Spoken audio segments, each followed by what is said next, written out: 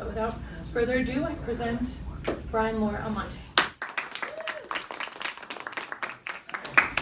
This has been a long time coming. This has been a long journey for me. I came here, I'm pretty sure it was spring of 2013. I was 12 years old then. Yeah, so, I came here not knowing a thing about corporate communications, and then I took a crisis management course with Peter Hirsch, and it was just everything that I needed. That was pretty much my calling when I realized I love this stuff. And it's something that this study has taken Monet and I 2 years to develop, because there's so many layers to it that it had to be perfect. Like, it's something that we couldn't just submit anything, because this is really important, and just as she said, it's transferable to any organization. So with that said, how many of you remember the scandal involving the NBA and LA Clippers owner, well, former LA Clipper owner, Donald Sterling, and the case in which he made racially insensitive comments about Los Angeles Lakers legend Magic Johnson and African Americans in general, which resulted in Donald Sterling being banned from the NBA for life? Okay. And how many of you remember the scandal involving the NFL, the Baltimore Ravens, and former Ravens running back Ray Rice, where video footage was caught of him striking his wife in an elevator in a casino, which resulted in initially being suspended for 2 games, which then was changed to an indefinite suspension from the NFL after another video surfaced, and ever since then, Ray Rice has not played a single down in the NFL. Yeah. What if I told you the way both organizations handled their respective scandal resulted in one organization suffering negative ramifications regarding their reputation, while the other organization saw its reputation enhanced? And even though Donald Sterling and Ray Rice were no longer in the picture or playing in their respective sport or even on the team. I'm Brian Loor-Almonte, and this is Crisis Management and Reputation, a case study of Facework strategies for 2 sports scandals. So tonight, I want to bring you inside the huddle to see the Facework strategies that were executed by leadership in the NBA and the NFL in their respective scandal, and show you why one league was more successful than the other. So before I do, let me provide a little bit more depth as to the scandals in both leagues. On April 26, 2014, TMZ released a recording where you heard Donald Sterling having an exchange between he and his then girlfriend V. Stiviano, where he told her, "I don't like the fact that you're associated with black people," and said, "It bothers me that you take pictures with someone like Magic Johnson because he is black." So obviously, when you hear something like that, especially with the NBA that prides itself in diversity, that raises red flags everywhere. So now you're just wondering, like, oh my gosh, what should I do? So on that exact same day of the recording that was released, the NBA and Commissioner Adam Silver held a press conference and talked about the importance of the issue and stressed the fact that they were going to get to the bottom of this and investigate whether the recording was authentic, and once they do, come to a swift decision. And with Ray Rice, that was on February 15, 2014, so just a couple months prior. Ray Rice was arrested and charged with assault and domestic violence for a physical altercation that he had with his wife, Janae Palmer, where he was caught on tape dragging his wife from an elevator. And initially, it took 6 months to investigate for NFL Commissioner Roger Goodell, and he decided to suspend him for 2 games. But over the life of the 10 months of the scandal, the NFL took a major reputational hit due to the mishandling by both the Baltimore Ravens organization as well as Commissioner Roger Goodell. So I'm sure now you guys are all wondering, like, what is face and what is Facework? Like, Brian's throwing all these crazy words at me. So let me introduce you to a communication technique known as Facework. Facework is a communicative strategy used to uphold, support, or challenge another person's face. So basically, it's used not only in the business function, but it's used in every social interaction that you all have in your lives. So technically, you guys are all reputation managers as well. So this isn't solely set on the business function.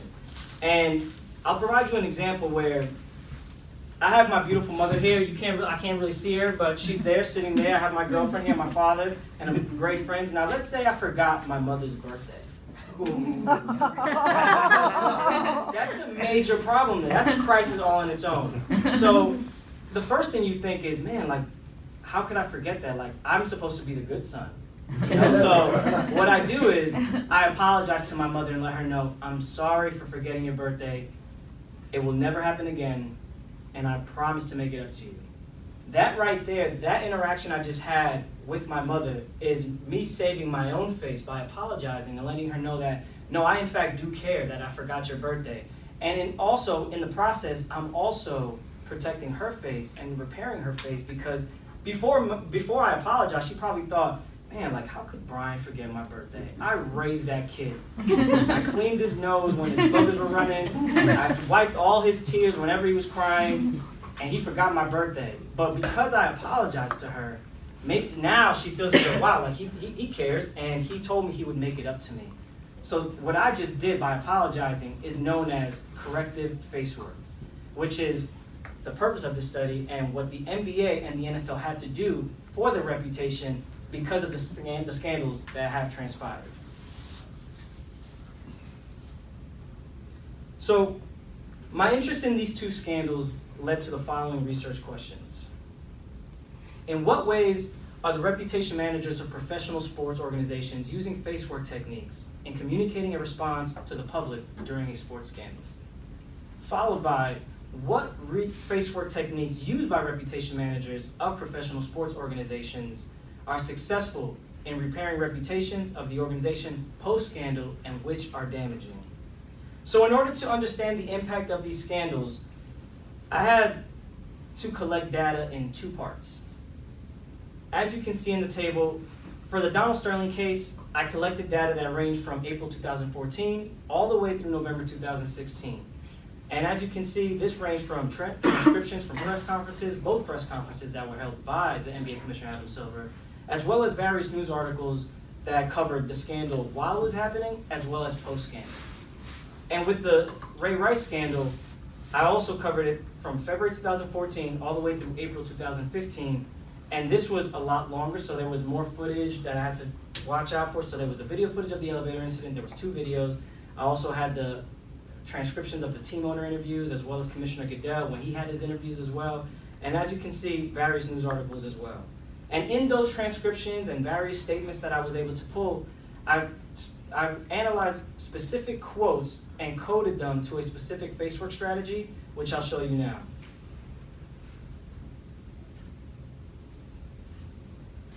So the most utilized facework technique, but before I mention that, just so you know, there are over 20 facework strategies, and I'm only covering the 3 that were mostly used by both the NBA Commissioner Adam Silver as well as NFL Commissioner Roger Goodell. So with Donald Sterling, the most utilized was self-promotion, differentiation, and enhancement.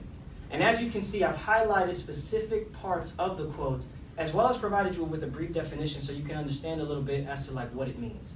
So here, for self-promotion is when you build up the status or credibility of an organization. Here you see him saying, I'm extremely proud of the relations we have with the league, with each other among various ethnic groups, various nationalities. We have an extraordinary number of international players. That right there is him building up the status of the NBA, which, as I've stated before, prides itself on the diversity. Aside from soccer, it is one of the most global sports, especially in the 4 major sports here in the United States. They have players that come from all parts of Africa, all parts of Europe, Australia, China. There's players all over. So what he's doing here in this statement is, although Donald Sterling made those comments about not wanting to be associated with African Americans, that's not what the NBA stands for. Here, differentiation is when you're separating the organization from responsibility of an issue. So here you see him saying, I can't speak to past actions. The evidence was provided, in the NBA we acted.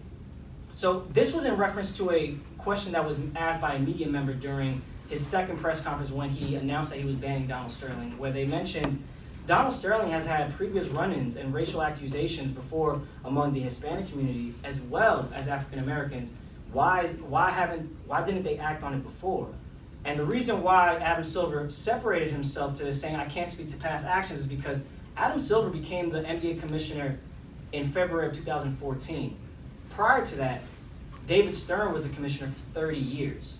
So during that time, he's trying to say, whatever David Stern did was what he did, but in terms of this regime now, we acted once the evidence was presented to us and felt we needed to do what was best to protect our league. And lastly, enhancement, which is stressing the importance of an issue. Here you see him saying, as the league said earlier today, the audio recording posted by TMZ is truly offensive and disturbing. And that right there, he's basically showing how important this issue is to not only him, but to everyone involved in the NBA. Because it is disturbing having to hear a team owner say something like that, because it seems as though if he's saying it, then maybe there are a bunch of other owners in the NBA that believe the same exact thing. And him saying we intend to get to the bottom of this as quickly as possible is also putting emphasis on the fact that this is priority number one right now. This happened during the NBA playoffs, and he said this is the most important thing right now, and we will get to the bottom of this as quickly as possible.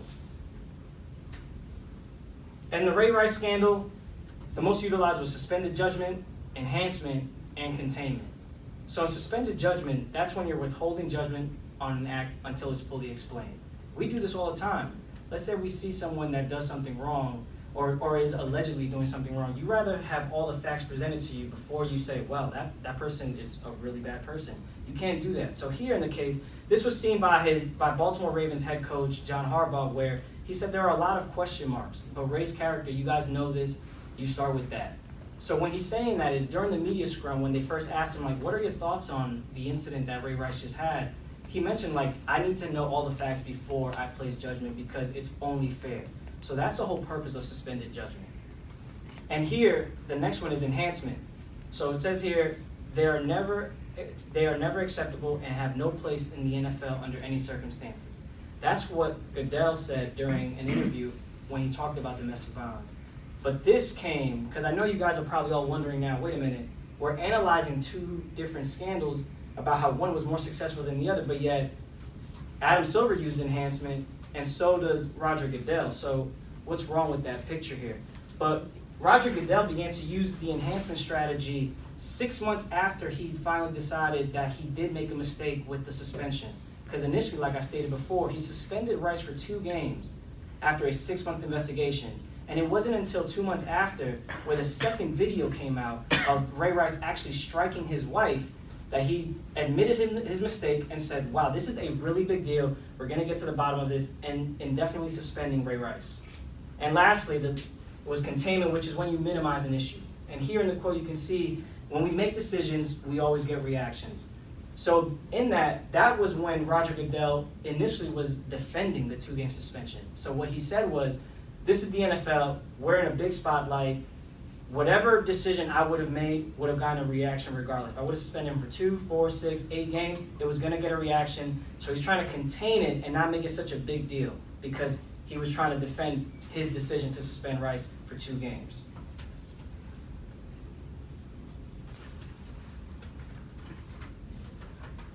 So lastly, the life of the Donald Sterling scandal lasted 4 days, as opposed to the Ray Rice scandal, which lasted 10 months.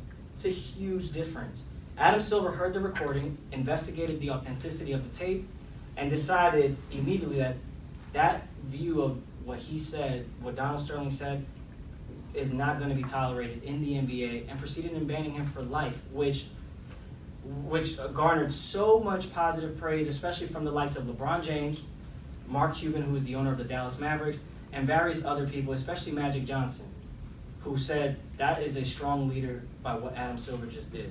Roger Goodell, on the other hand, suspended Rice for 2 games after 6 months of investigating the situation, defended that, and then once the other footage came out a couple months later, backtracked and said, oh no, I handled this completely wrong. I should have done more. I should have done better. So with that said, to avoid to have to clean up a mess a second or a third time, reputation managers I recommend will benefit from the following recommendations. Prompt responses yield opportunities for better message management. Adam Silver responded on the same day the recording was made public. And Roger Goodell responded about Ray Rice a month after the incident. Now, communicating during a crisis is a fundamental way to influence human behavior. So if I'm a fan of the NFL and I see that Roger Goodell, it took him a month to even respond about a domestic violence incident, it makes me feel as though like he doesn't care. Like why did it take you so long to respond about something that was so damning, you know? Like, you saw the video of him dragging his wife, yet it took you a month. If I'm a woman and I work for the Baltimore Ravens or even the NFL league office, I'm wondering, do I matter? Do they care about how I feel as a woman? Because how can they just not do anything or say anything about it? So the second recommendation I have is create distance between the scandal and the organization to mitigate disruption during an investigation. During his first press conference, Adam Silver came out and said Donald Sterling will not attend any game while the investigation was ongoing. So he removed him from the spotlight in order to avoid a bigger distraction than what it already is. And it also sends a clear message that we're getting to the bottom of this and we're going to address it as soon as possible. The Ravens, on the other hand, allowed Ray Rice to still partake in team practices, still be a part of their team, and still do media availability, which sends a bad message as well, because now you're bringing a distraction into the locker room where you don't know how those guys feel. His teammates may feel like, why are we having this guy who punched his wife be a part of this team? Like, this doesn't seem right. And finally, gather pertinent information quickly for responsive decision making. Organizations must take a proactive approach when gathering information in order to come to a decision swiftly and not prolonging the issue. The damaging evidence for both the NBA and the NFL was available within minutes, days. So the video footage with the NFL was there, yet Roger Goodell took a passive approach in gathering the evidence and coming to a decision to suspend him for indefinitely instead of just suspending him like he did for 2 games. Yet for the NBA, it took him 4 days. He heard the recording and then decided it had no place in this league, so he banned him for life. And lastly, create a strategic assessment evaluating the crisis management plan execution post-scandal. Reflection on a scandal is just as important as how you handled it. So this allows organizations to basically reflect on the effectiveness of the strategies that were used to combat this scandal and see what you could have done differently and what changes should be made if and when another situation arises. So in this case study, what we've come to understand are the steps each commissioner took in order to repair the damaged public image and why one league was more successful than the other in combating their respective scandal. In today's 24/7 news cycle, the jobs of reputation management and the business function has made the jobs of reputation managers extremely demanding. And it's something that every organization has to be worried about, because at any moment, your reputation and your public image that you want to uphold can be tarnished. And so if you're faced with a situation where reputation repair is required, take a page out of this playbook in order to achieve optimal success in combating a scandal. I'm done. I'm out.